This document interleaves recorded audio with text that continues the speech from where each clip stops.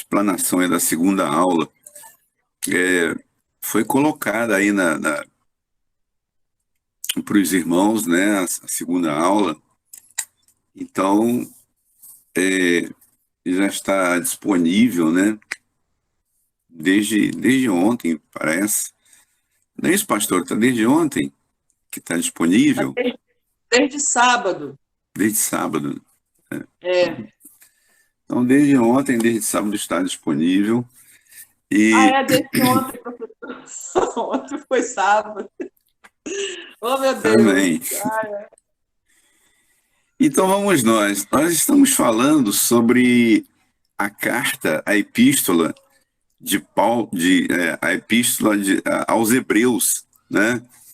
O qual o autor humano ele não é bem conhecido, não é conhecido, né? Alguns têm algumas pistas sobre quem seja, mas quem quer que tenha sido é alguém que convivia, né? Com os apóstolos, né? Tinha acesso ali aos apóstolos para que essa palavra, né? Ela fosse considerada como digna de fazer parte entre entre o cano do Novo Testamento, né? Entre os livros que fazem parte do Novo Testamento, porque senão os apóstolos e os presbíteros ali, eles não aceitariam, né? Tá? Um livro para fazer parte do cânon sagrado, né? Então não era qualquer um, de qualquer maneira que chegasse, né? E implantasse, não. Haviam havia como que uma caminhada, né? Para que fosse aceito, né? Como um livro pertencente ao cânon sagrado. Alguns mais rapidamente, outros demoraram um pouco mais, mas até que se chegasse a um consenso e que houvesse também uma aprovação da igreja, né, por parte dos presbíteros, dos líderes da igreja, né, até se formar uma aprovação. Então, Hebreus, né, a carta aos Hebreus é um desses livros, tá? E só revisando aqui qual o assunto dessa carta, por que essa carta está incluída aí no Novo Testamento, do que ela fala, qual é o assunto, né, da carta aos Hebreus. Cada carta, né, cada livro da Bíblia, tanto do Antigo quanto do Novo Testamento, tem uma razão, tem um porquê. Por que está fazendo parte do cânon, né? Ou seja, do grupo de livros considerados a palavra de Deus ali na Bíblia. Então, a começar pelo nome, Hebreus, né? Então, quem são os hebreus, né? Como diria aquele programa, né? Onde vivem, quem são, né? O que fazem, né? Então, os hebreus vamos dizer assim, para resumir, o primeiro nome, né, pelo qual foi conhecido o povo israelita. Hebreus, na etimologia da palavra, na origem da palavra, então é aqueles que vieram do outro lado do rio, né, considerando que Abraão, fundador, o primeiro da genealogia dos israelitas, né, dos hebreus, então ele veio do outro lado do rio. Quando fala esse rio aí, aqueles grandes rios, os dois grandes rios, que aliás têm o mesmo nome até hoje, né? Tigres e Eufrates, né? Então foi daquela região ali, mais ao sul ali da Caldeia, ou também Babilônia, que Abraão, então ele veio de lá, dessa região, né? Então o povo do outro lado do rio, os hebreus. E depois passou a se chamar Israel, né? Ali, só recordando ali em Gênesis, né? Quando Jacó, ele luta ali com o anjo e ali, por fim, o anjo diz, olha, você não será mais chamado de Jacó, o enganador, né? Mas você, daqui para frente, será chamado de Israel, né? Aquele que luta com Deus. E nós também estamos lutando com Deus, né? É uma luta que o ser humano tem, né? De lutar com Deus, de entender a Deus, compreender a Deus, aceitar aquilo que Deus tem para nós. Então nós estamos, por assim dizer, também lutando com Deus. E somos o povo de Deus, né? Então, esse é o resumo da carta aos Hebreus. Ela foi escrita aos Hebreus, né? Porque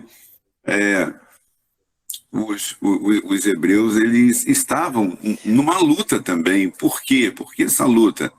Porque quando na propagação do Novo Testamento, então os hebreus, ou seja, o povo israelita que se converteu, né, pela pregação dos próprios homens de Deus ali, tá? Então, os hebreus que também creram que Cristo é o Salvador, então era uma parte pequena, não era uma parte grande, né? Ou seja, proporcionalmente eles começaram grandes, porque todos os apóstolos, né, todos os homens de Deus, né, ou a maioria deles, tanto no passado quanto na época em que a carta foi escrita, eles eram do povo israelita, pertenciam ao povo israelita. Mas, com o passar do tempo, assim que foram chegando, mais e mais gentios foram se convertendo, né? Principalmente pelo ministério de Paulo e de outros também, os gentios foram chegando. Então, proporcionalmente, os hebreus foram, em porcentagem, eles foram se tornando, como hoje, né, cada vez uma quantidade menor, um valor menor. É lógico, existe muito mais gentio do que judeu no mundo, né? Então, no mundo romano também havia mais gentios do que judeus. E à medida que eles foram recebendo a mensagem, né, e se convertendo a Cristo, né, o número dos gentios ficou sendo proporcionalmente maior, como hoje, né, na igreja, né? Hoje na igreja, a igreja é basicamente gentia, né, e não judia ou israelita. Esses nomes, né, israelita, eu cliquei aqui, gentia, judia, né? Eu estava aqui, O que quer dizer isso, né? Então, gentio é todo aquele que não é israelita. Todo aquele que não é israelita é chamado, considerado gentio, né? Então, eu, né, antes de vir a Cristo, né? Então todos nós somos chamados, considerados gentios, tá? De origem. Então, de origem, eu sou gentio, vocês que estão me vendo e ouvindo também são gentios, né? Agora, israelita é aquele que nasce ou descende diretamente de Israel, como Paulo.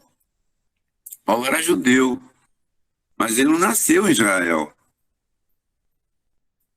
Repete aí. Paulo, ele era judeu, né? Da tribo de Benjamim. Mas ele nem nasceu em Israel. Por isso ele era conhecido como Paulo de Tarso. Esse Tarso aí não é um sobrenome não, gente. Tá? Esse Tarso aí é o nome da cidade onde ele nasceu. Então, quando se diz Paulo de Tarso, ou seja, Paulo, que é da cidade de Tarso, né? José de Arimateia. Arimateia não era o sobrenome dele, é um lugar do nome das cidades que ele nasceu. Então, José, que nasceu na cidade de Arimateia. Maria Madalena. Madalena não era sobrenome dela.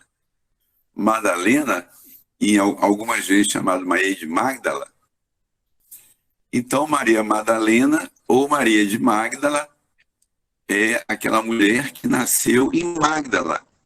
Por isso ela é chamada Maria Madalena. Mas Madalena não era o nome dela. Tá?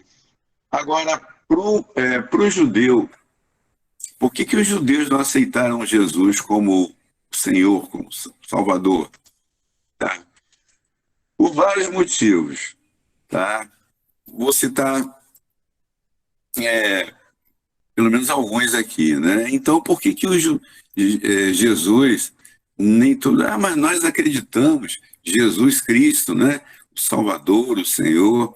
Mas para o judeu não era assim, não. Tá? Primeiro, porque nós falamos Jesus Cristo como se fosse um nome só, como se fosse o sobrenome dele, Jesus Cristo. Tá? Veja que quando Paulo pregou para os... Paulo não, quando Pedro pregou ali em Jerusalém, no dia de Pentecostes, aqui no livro de Atos dos Apóstolos, no capítulo 2, né? Quando Paulo estava ali pregando, quando Pedro estava ali pregando, e aí ele diz assim para os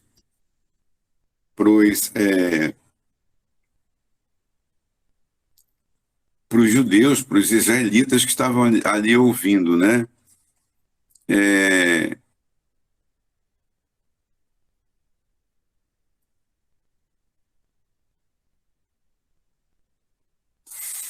Versículo 36, tá?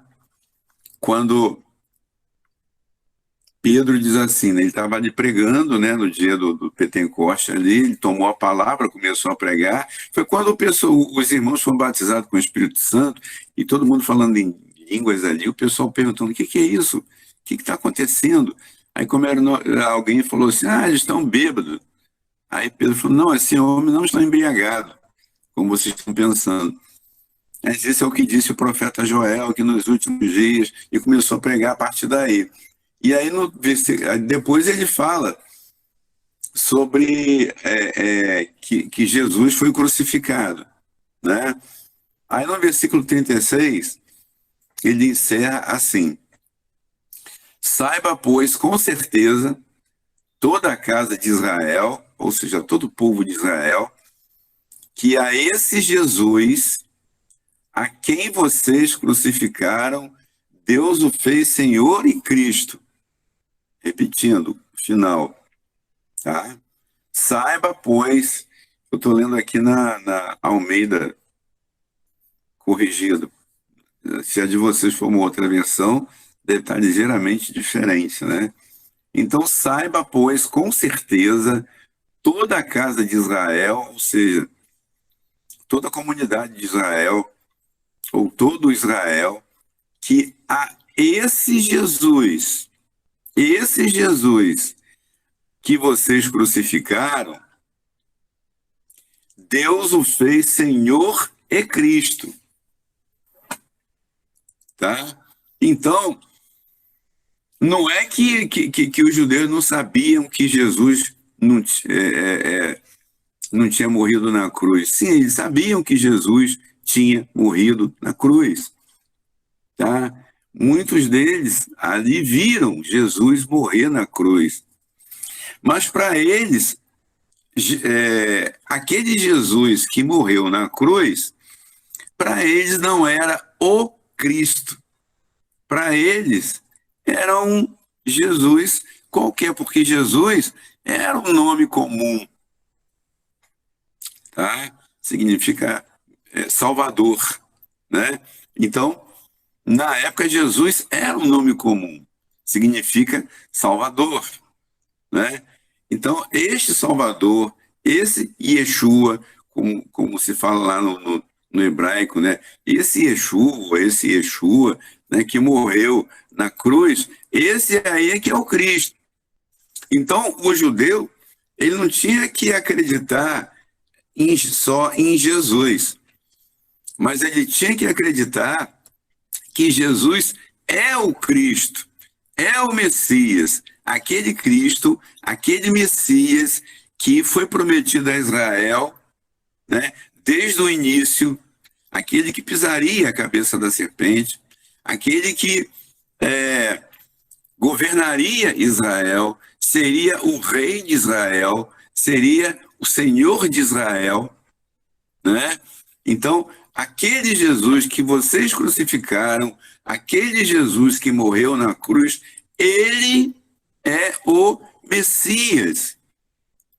Aqueles que vocês conhecem só como Jesus, ele não é apenas Jesus, ele não é apenas o Salvador, mas ele é o Messias. É por isso que o Evangelho, né, já começa assim, o Evangelho de Mateus, né, que é o primeiro, né, livro da geração de Jesus Cristo, né, filho de Davi, filho de Abraão. Então já está mostrando a genealogia de Jesus, que era a mesma genealogia do Messias. Então, para pregar para o judeu que Jesus é o Salvador, primeiro tinha que mostrar a genealogia dele. Ou seja, comparando, né? Primeiro tinha que mostrar o pedigree. Ele é filho de Davi, filho de Abraão. Ou seja, ele é dessa. Esse é o Messias. Esse que vocês pregaram na cruz sem se dar conta, sem perceber, sem entender, aquele Jesus que vocês pregaram na cruz, ele é o Messias. Ele é a esperança de Israel. É aquele que vocês esperam. E aí, naquele dia, muitos judeus creram, né, na pregação de Pedro ali. Diz a Bíblia que 3.000 ali se batizaram, né? Se fizeram discípulos de Jesus. Amém, gente? Tá bom? E 3 coisas se destacam aí que eu deixei bem destacadinho na primeira página da apostila, né? Aí na página 5, né? Então, 3 coisas que precisava, né? Para que os judeus tivessem a sua religião, tivessem o seu culto, tá?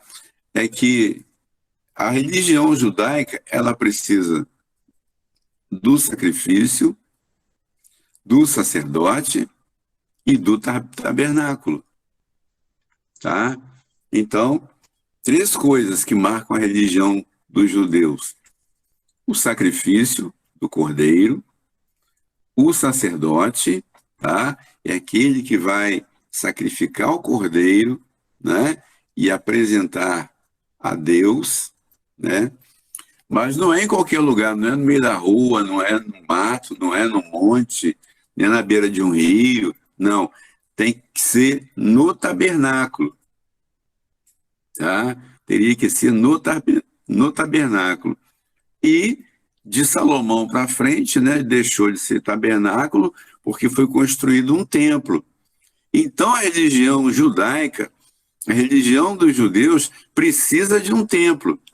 Diferentemente da religião cristã, que não precisa de um templo.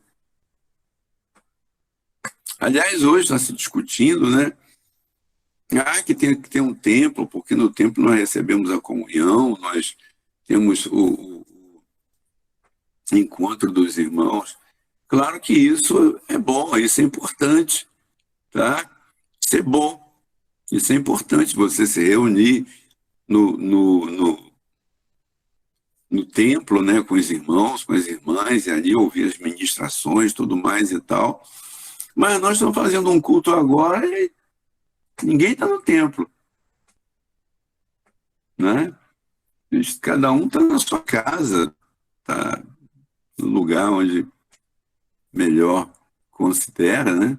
Então, mas o judeu não. O judeu, para existir o culto a Jeová, teria que existir o tabernáculo ou teria que existir o templo, porque era no templo que havia as manifestações religiosas, tá?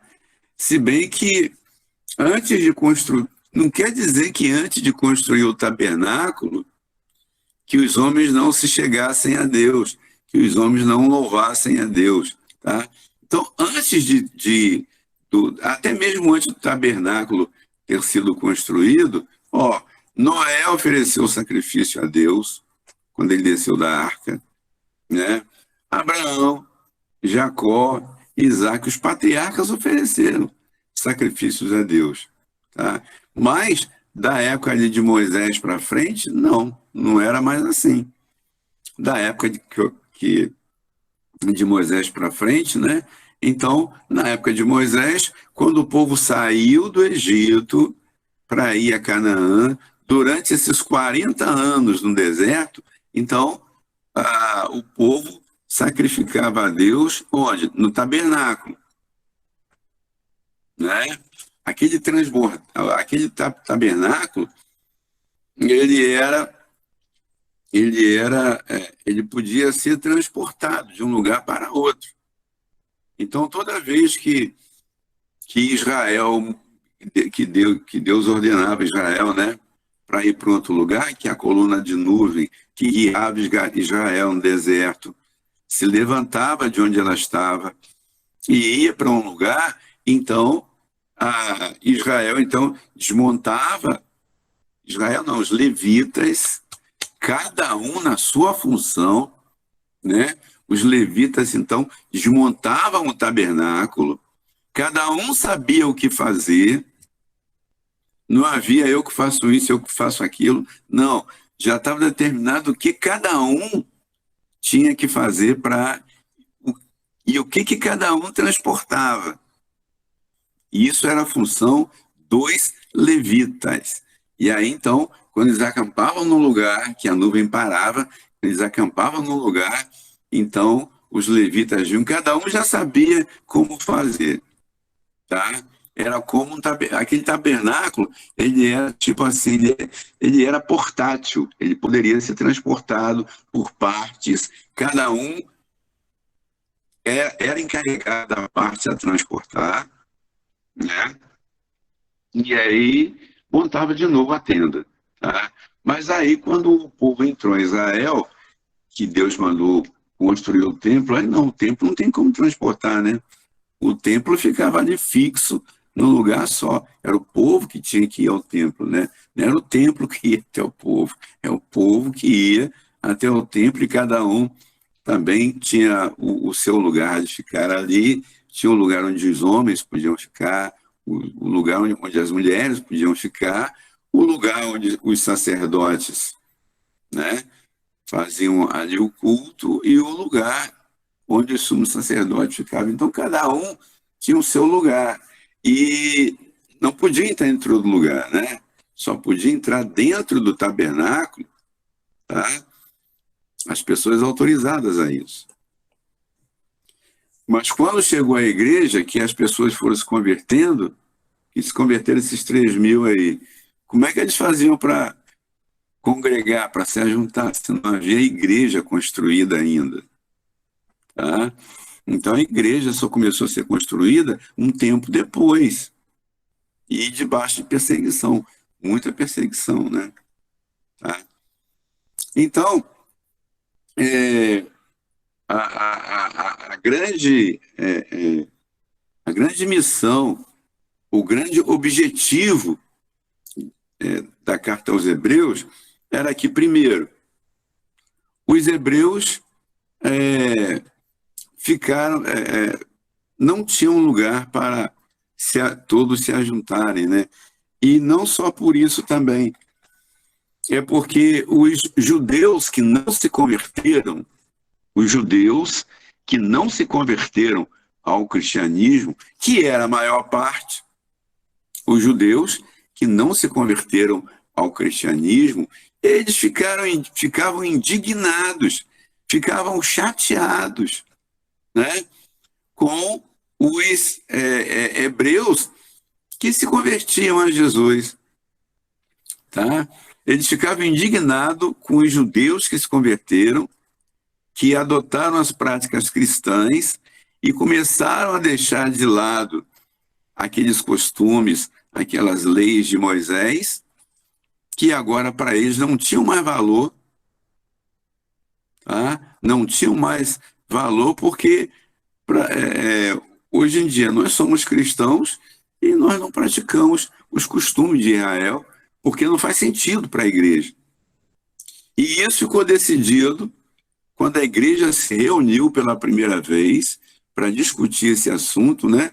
Lá em Atos dos Apóstolos, né? Então, lá em Atos dos Apóstolos, quando pela primeira vez foi se discutido esse assunto, então ficou resolvido que os gentios, ou seja, nós, que os gentios que aceitassem a Cristo, que se convertessem a Cristo, não precisariam guardar aqueles costumes judeus, não precisariam viver como judeus, não precisariam incluir no seu culto, né, a forma de adorar como os judeus faziam. Tá? Para começar, que os judeus não criam que Jesus era o Messias. Agora imagina se os cristãos fossem proibidos de crer que Jesus é o Messias. Não teria nenhuma razão, não tinha nenhum motivo, né, para a igreja existir. Né? Então, irmãos, no culto de Israel, né, no tempo de Moisés, no tempo de Salomão, tá? Então tinha que existir 3 coisas, né, pelo menos, né, que é o sacrifício, o sacerdote e o tabernáculo, ou o templo, no caso de Davi. Então o sacrifício, o sacerdote e o templo. O sacrifício era quando ali um cordeiro, né, ele era sacrificado todos os dias, né, e apresentado ao Senhor, sacrificado ao Senhor por um sacerdote e no tabernáculo, tá? Não podia ser assim, não podia ser assim, não, hoje o sumo sacerdote, ele não quer aparecer no templo, ele falou que ele vai oferecer o sacrifício lá na casa dele. Não pode ser assim. Tem um lugar para oferecer as ofertas, né, que era lá as ofertas eram queimadas, né, que era feita lá no altar do holocausto, tá? Então essas 3 coisas, o sacrifício, o sacerdote e o tabernáculo, tá? Quando o templo foi destruído, né, que hoje em dia em Israel não existe mais um templo construído como existiu na época de Davi, na época dos profetas de Israel, né? Menos os 3 últimos, né, que voltaram, né? Mas na época dos reis de Israel, né, de Salomão para frente, existia um templo construído lá em Jerusalém. Tá? Então as pessoas poderiam ir ao templo, mas também não ia todo dia, né? Eles costumavam se reunir nos dias de sábado. Por isso que você lê muitas vezes no Novo Testamento e no sábado, fala muito no sábado, porque que era principalmente o dia em que os judeus não trabalhavam, então eles iam ao templo. Tá? Então, o sacrifício, o sacerdote, o tabernáculo. E o livro aos Hebreus, ele mostra que existe a nova aliança, e que a nova aliança é melhor em tudo que a antiga aliança. Tá? Qual a dificuldade dos judeus? Os judeus eles não aceitavam uma nova aliança. Para eles não tinha sentido uma nova aliança. Só crê na nova aliança aquele que crê em Jesus. Porque a nova aliança é justamente feita com o sangue de Jesus. No Antigo Testamento, na Antiga Aliança, era o sangue de animais, como a gente vê lá em Êxodo 34, versículos 6 a 8, quando o tabernáculo e todos ali foram consagrados, né, pelo sangue daqueles animais, né? Mas no Novo Testamento, não. No Novo Testamento, tá? o sacrifício não é um animal, o sacrifício é o próprio Jesus, né, que morreu em favor de todos. E também o sacerdote é melhor. Por quê? Porque na antiga aliança o sacerdote ele era um homem comum, como um de nós. Mas nova aliança, o sacerdote é Jesus. E na nova aliança, tá? O tabernáculo também é melhor. Por quê? Nós não estamos nem podendo nos reunir na igreja agora. A igreja não é essa a ideia de igreja na Bíblia.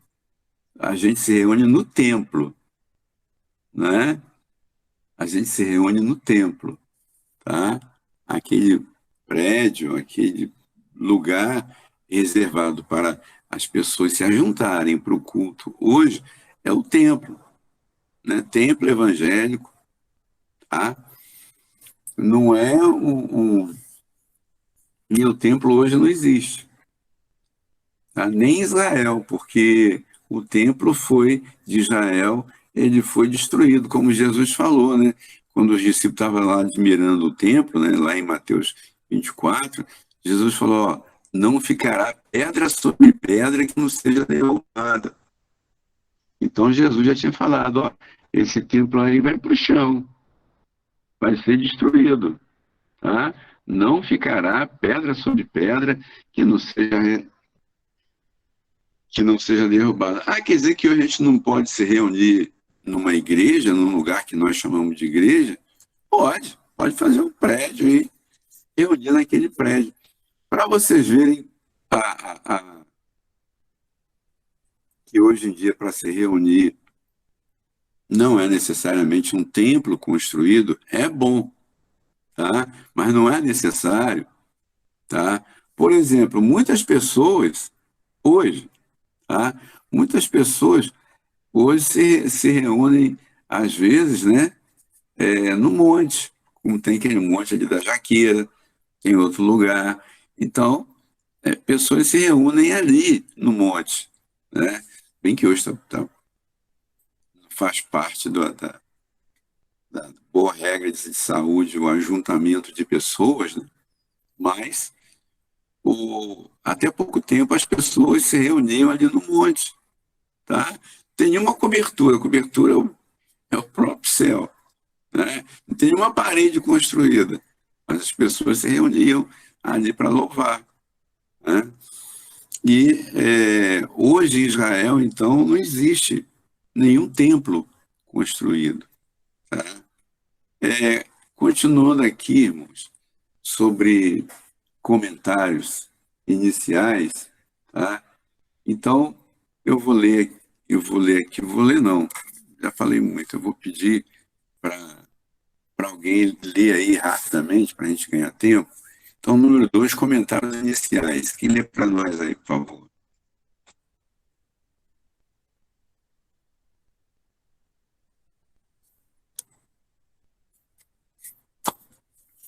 No capítulo 1, como vemos na aula anterior, o escritor diz que Deus havia falado Constantino, muitas tá vezes... baixinho, por quê? O seu som está todo aberto aí? Deixa eu ver aqui. Melhorou? Um pouquinho. Melhorou, professor? Melhorou.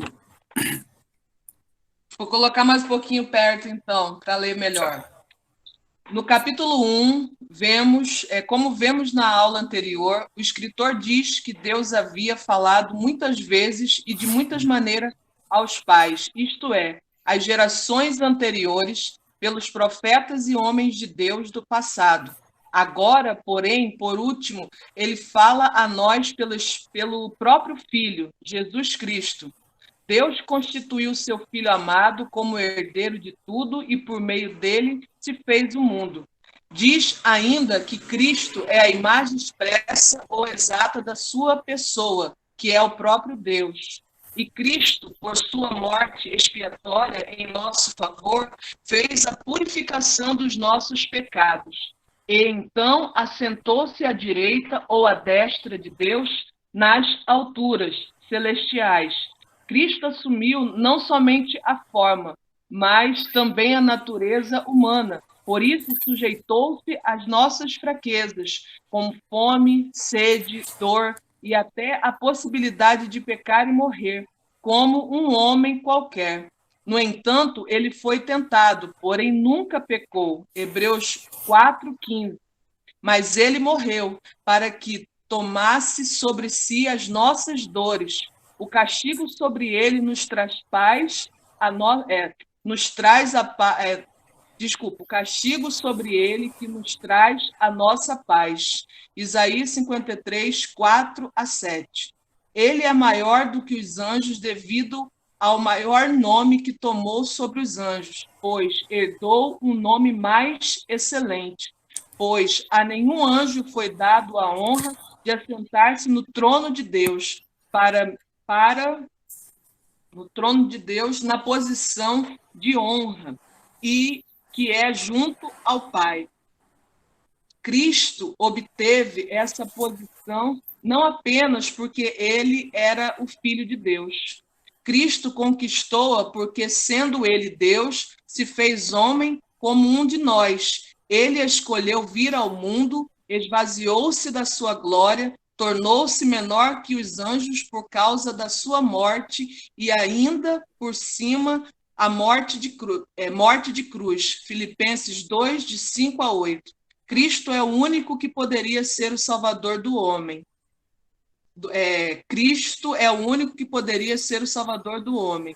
Primeiro, Deus é o nosso Salvador, ou seja, o Salvador tem que ser Deus. Isaías 43:11, 49:26 e Marcos 2:5. Segundo, Cristo, a natureza humana e divina. Por isso pode ser o mediador, intercessor entre Deus e o homem. 1 Timóteo 2:5, Hebreus 7:25 e 1 João 2:1. Amém, irmãos? Então, Cristo, ele, para ser o salvador do homem, para ele ser o mediador entre Deus e o homem, então ele se fez homem, porque ele é Deus e também se fez homem. Então Jesus, ele é o mediador, tá? Ele é o salvador, porque ele tem as duas naturezas, a natureza divina, ele é Deus, ele é um com o Pai, tá? E também é humano, ele se fez homem, tá? Então ele deixou a sua glória no céu e esteve conosco aqui na terra, né? Porque com a natureza humana, participando da natureza humana, então ele teria também que oferecer, assim como os sacerdotes do Antigo Testamento ofereciam alguma coisa, no caso um cordeiro, né, para fazer a ligação entre Deus e o homem, tá?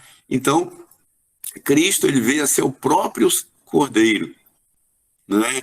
Ele veio a ser o próprio cordeiro. Então, Cristo, ele veio a ser também, simbolicamente falando, né, comparativamente falando, o cordeiro de Deus que tira o pecado do mundo. Então, a morte de Cristo não foi uma morte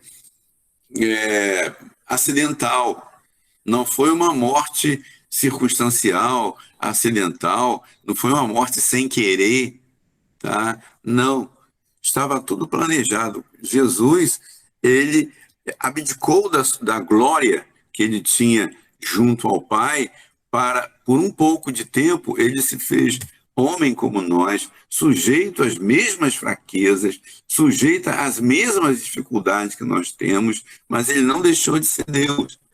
Então ele pode fazer essa mediação, porque ele é Deus e ele também se fez homem, tá? Porque se ele não se fizesse homem como nós, como ele iria experimentar o que nós sentimos e como ele poderia passar pela morte, né? Por isso diz que ele foi feito um pouco menor que os anjos. Então, ele sabia de tudo isso que ele estava perdendo. Quando ele deixou por um momento, né? Por um período de tempo, ele deixou a sua glória, né? A glória que ele tinha, a glória que ele possuía antes com o Pai, como ele diz lá em João 17, ele deixou, né, a sua glória e veio aqui ao mundo.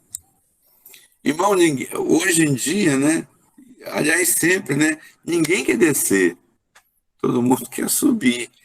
Essa era uma outra dificuldade que os judeus tinham para entender, para acreditar que Jesus era o Cristo, era o Messias, porque as palavras Cristo em grego e Messias em hebraico são iguais. Cristo e Messias, apesar de serem duas palavras diferentes, porque Cristo é em grego, Messias em hebraico, mas elas têm o mesmo significado, né? Que é aquele que é enviado por Deus, tá? Aquele que é que foi enviado, que foi separado, que foi ungido por Deus para ser o nosso Salvador. O Salvador não podia ser qualquer um, tinha que ser Jesus, porque mesmo ele vivendo como homem, porém ele nunca pecou, tá? E continuando aqui, o texto aqui embaixo, tá? O número 3, né? O texto bíblico vai de Hebreus de 1, 7, 14. Como o tempo está acabando, deixa eu ler aqui, senão não dá tempo. Então, olha só. Então, o versículo 7, acompanha, por favor. Hebreus 1, versículo 7. Hebreus 1, versículo 7. Já está aí. Quanto aos anjos, ele diz, ele faz dos seus anjos ventos e dos seus servos clarões reluzentes. 8. Mas a respeito do Filho diz, o teu trono, ó Deus, subsiste para todo sempre, cetro de equidade é o cetro do teu reino. 9. Amas a justiça, odeias a iniquidade. Por isso Deus, o teu Deus, escolheu-te dentre os teus companheiros. A gente vai explicar isso depois. Ungindo com óleo da alegria. Então, uma outra coisa pelas quais os judeus também tinham dificuldade de aceitar que Jesus, aquele ali de carne e osso igual a eles, era o Messias, era o enviado por Deus, tá? Porque Jesus ia passar pelo sofrimento. Então, os judeus, quando imaginam Cristo, eles imaginam, porque quando Cristo ele é anunciado, tá? Lá em 2 Samuel, capítulo 7, versículo 13 e 14, quando fala do reino de Cristo, diz que o seu reino não terá fim, tá? Será eterno, não terá fim. E a gente pensa, ué, mas se o reino do Messias é eterno, então como é que ele morre? Né? Se o reino do Messias é eterno, então como é que ele pode morrer? Entendeu como era difícil para um judeu? Porque o judeu conhecia o Antigo Testamento. O judeu conheceu Moisés, ouviu falar de Moisés, mas eles achavam que o Messias, ele nunca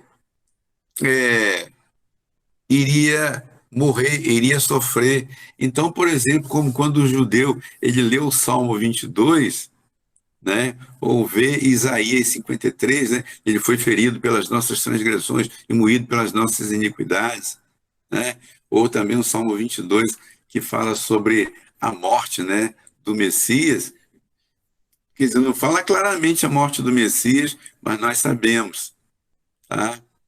Nós entendemos que seja assim. Então, os judeus achavam que aqueles textos ali que falavam do Messias não era do Messias, era de alguma outra pessoa que eles não entendiam quem fosse. Então, é como ligar os pontos. Quando eles entenderam que Jesus era o Messias, pronto, estava resolvido o problema. Então, a dificuldade para o judeu é entender que o Jesus que morreu na cruz, ele é o Messias. Foi isso que Pedro pregou ali em Atos capítulo 2. Foi aí que eles entenderam, os judeus perguntaram, e agora, o que a gente faz? O que a gente faz agora? Ele falou, arrependam-se de seus pecados e sejam batizados em nome de Jesus. Tá? Então, irmãos, foi essa dificuldade que os judeus tiveram, né? Porque eles não entendiam que Cristo, antes de Cristo entrar na glória, ele tinha que passar primeiro pela cruz. A cruz não estava claro para eles, tá? A morte de Jesus, eles não engoliam isso, entendiam. Como é que ele pode morrer? Eles pensavam que a morte era o fim. Mas Cristo, ele mesmo falou, eu sou a ressurreição e a vida. Porque na morte é o corpo que morre, mas alma e espírito permanece. E Deus é espírito. Né? Então, dando seguimento, dando sequência aí na apostila, né? Então, Jesus Cristo, ele é superior aos anjos, né? É claro que nós sabemos que Cristo é superior aos anjos. É evidente, ele é Deus. Mas o autor dos Hebreus está escrevendo isso para as pessoas que tinham dificuldade de entender que Jesus é maior que os anjos, porque os anjos não morrem, mas Jesus morreu e depois ressuscitou, tá? Por isso que era importante, e é importante, pregar acerca da ressurreição, porque Jesus morreu, mas ele não continuou morto. Ao terceiro dia, ele ressuscitou por si mesmo, né? Então, Jesus Cristo é superior aos anjos. Então, esse item 4 aí, lendo, né, na página seguinte, então, é evidente que Jesus, sendo Deus, ele é superior a toda criatura, seja ela humana ou angelical. Mas é justamente esse ponto que o autor da carta aos Hebreus quer ressaltar, tá? E esclarecer que Cristo é Deus. Portanto, se ele é Deus, ele é superior a todos. Nós cristãos sabemos e cremos nisto, mas o autor está escrevendo para os judeus cristãos, tá? E quer demonstrar que Cristo é superior. Apesar de ele ter passado pela morte, mas ele não permaneceu morto, ele ressuscitou. É por isso que os judeus não queriam que ninguém revelasse que Jesus havia ressuscitado, que ele venceu a morte, que só Deus pode vencer a morte, né? Por isso, ele diz, continuando lendo ainda, né, no passado, que Deus falou através de profetas e de outros, né? Mas agora a nós, pelo seu próprio Filho, que é um com Deus. Então agora ele falou a nós pelo seu próprio Filho, por Jesus Cristo. E, dando continuidade, disse a Filipe e aos demais que estavam ali com ele, né? Quando Filipe disse, Senhor, mostra-nos o Pai. Mostra-nos o Pai, isso nos basta. E Jesus respondeu, eu estou há tanto tempo com vocês, Filipe, e você ainda não me conhece. Quem vê a mim, vê o Pai. Por quê? Porque eu e o Pai somos um. Então, quem vê a mim, vê o Pai. Né? Então, dando continuidade na leitura aí, por isso, Hebreus, logo no início, mostra que Jesus ele é a exata imagem, né? E o exato resplendor de Deus. Tá? Então, Jesus não é apenas a aparência de Deus, mas ele representa Deus também, não só na sua imagem, não só na sua aparência, mas também no seu caráter. Tá? É o caráter de Deus, né, que Jesus está mostrando ali. Quando ele morre e ele perdoa, antes de morrer, ele perdoa aqueles que o estavam crucificando, né? E ele também é superior aos anjos, né?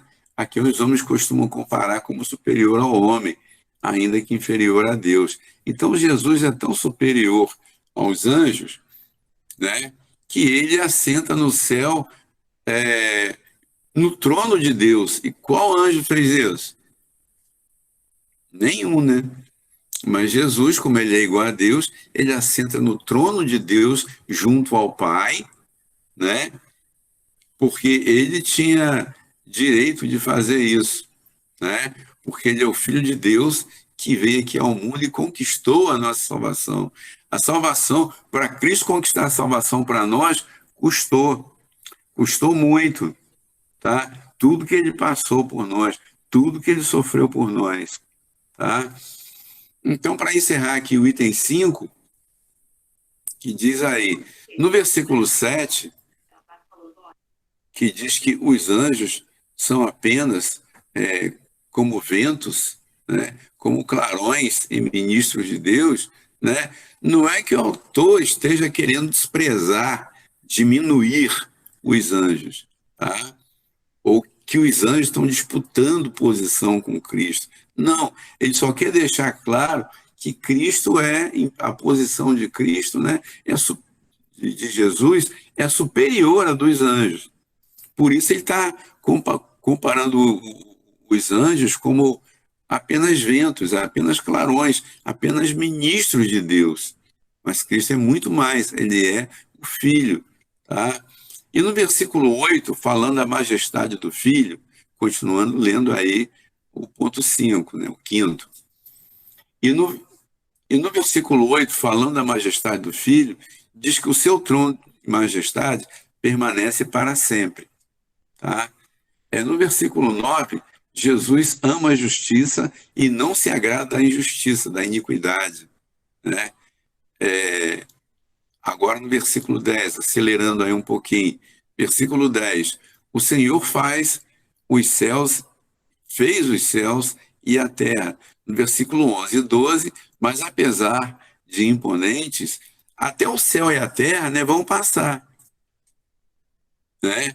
Até os céus e a terra vão passar, né? Enquanto isso, no Salmo 90, verso 2, diz que Deus não muda. Em Tiago 1,17 também diz que em Deus não existe nem sombra de variação.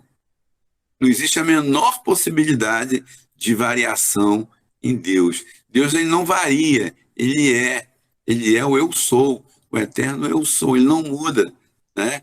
E no versículo 13 e 14, volta a falar que os anjos são menor em poder e em glória que Deus. Antes de terminar aqui, gente, eu quero saber se alguém tem alguma pergunta que não seja muito longa, alguma pergunta, alguma coisa a fazer, acrescentar, a colocar aí que não ficou bem claro. Pode falar rapidamente, você tem 1 minuto. Tem.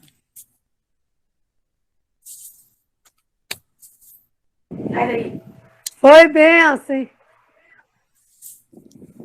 Tá, fala. Não, essa foi Pai Senhor. Eu sempre tenho uma pergunta. Hoje não, deixa esquentar, que daqui a pouco vem a pergunta forte. Então vai.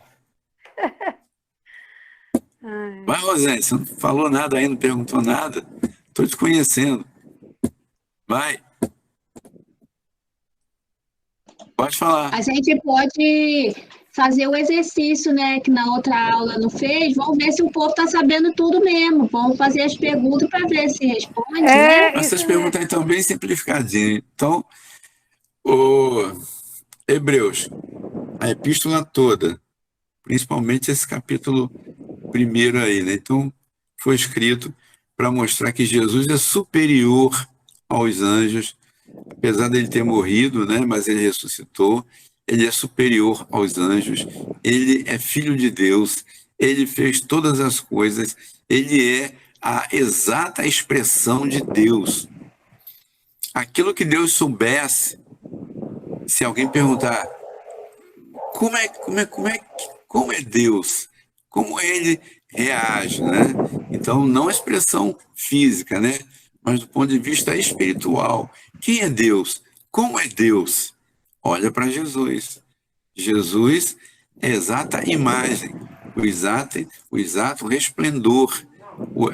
Jesus tem perfeitamente o caráter de Deus.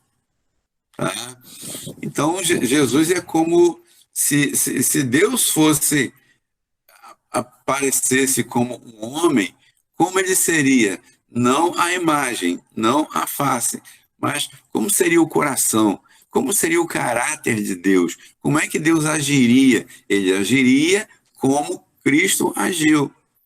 Por isso que Jesus é a imagem do Pai, mas é a imagem não no sentido físico, né? Até porque Deus é espírito, né? Não no sentido físico, mas no sentido espiritual.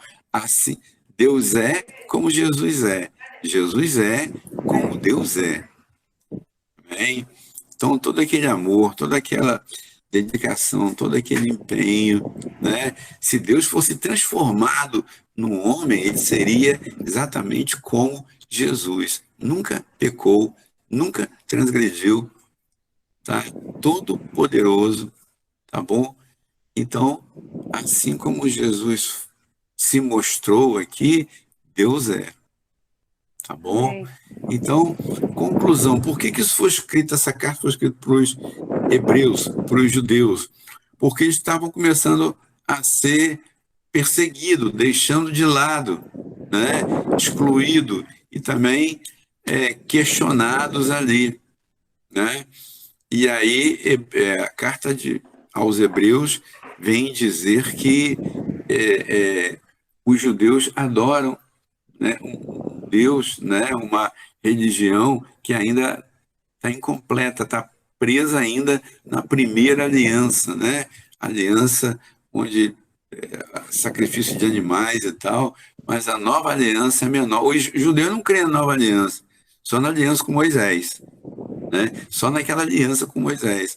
Mas nós que cremos em Cristo, então nós cremos agora numa aliança mais perfeita, mais aproximada do homem, né? Jesus é como aquele que veio para fazer aproximação entre Deus e o homem, né? Para mostrar que ele é o caminho, a verdade e a vida, né?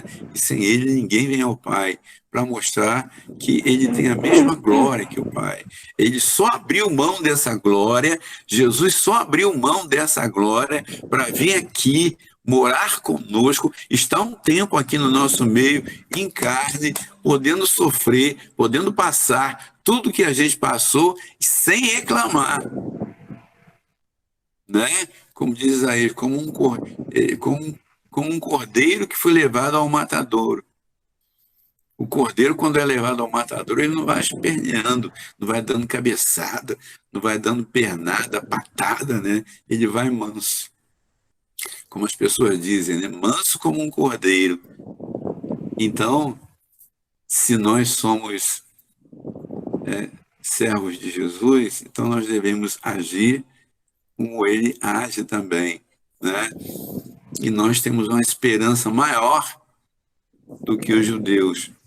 Os judeus, para eles, muitos até perderam a esperança do Messias, porque o Messias, do jeito que eles pensavam que seria, um Messias que não existe, um Messias que seria do jeito que eles queriam que fosse, não veio aqui a este mundo. Mas o nosso Messias não somente já veio, o nosso Jesus não somente já veio, como já foi preparar moradas para nós lá no céu. E apesar dessas tribulações, dessas preocupações, desses medos que nós passamos hoje, mas Jesus diz: não temas e tenha bom ânimo. Jair. Amém? Glória a Deus. As questões, né? No A início do Cleia tá capítulo, falando aí, Cristo é professor. comparado como tendo a mesma glória que quem? Irmão Jair, mas tem judeus que é convertidos, né? Sim, tem judeus que se convertem. Ah, Todos. sim. Tá? Eu estou falando para a maioria dos judeus que não se converteu, que não se converte. Sim. Assim como muitos gentios que também não se convertem. Uhum. Né? Então, no início do capítulo, Cristo e eu tenho que parar aqui. Já deu a hora. Tá? Então, vamos fazer o seguinte, qualquer coisa eu mando... Bom, rapidamente aqui, número 1. No início do capítulo, Cristo é comparado como tendo a mesma glória que quem? De Deus. De Deus. Deus. 2. A glória dos anjos, ela é maior, menor, igual, pouco maior que a de Cristo? Menor. Menor, porque eles são criaturas de Deus, Cristo é o Filho. 3. Nos versículos de 8 a 10, Cristo é declarado como sendo... Ixi, Coloquei filho, tem que Hein? colocar isso. né? Acho que é 8 a cordeiro. 10. Cordeiro? Ai, não me lembrado. Cordeiro? Ele é comparado como sendo o próprio Deus, né? O Filho de Deus. Ah, Deus. Ah, né? tá. O filho é filho de Deus. Tá? Qual é a quarta aí que o meu apagou aqui? Acabou apagando, acabei desligando. O quarto é... Qual é a quarta questão aí? Hebreus foi escrito para mostrar que a nova aliança é, letra A, igual à antiga aliança, letra B, maior que a antiga aliança, letra C, menor que a antiga aliança, letra D, igual aliança com Moisés, e letra E, a Bíblia não fala de uma nova aliança.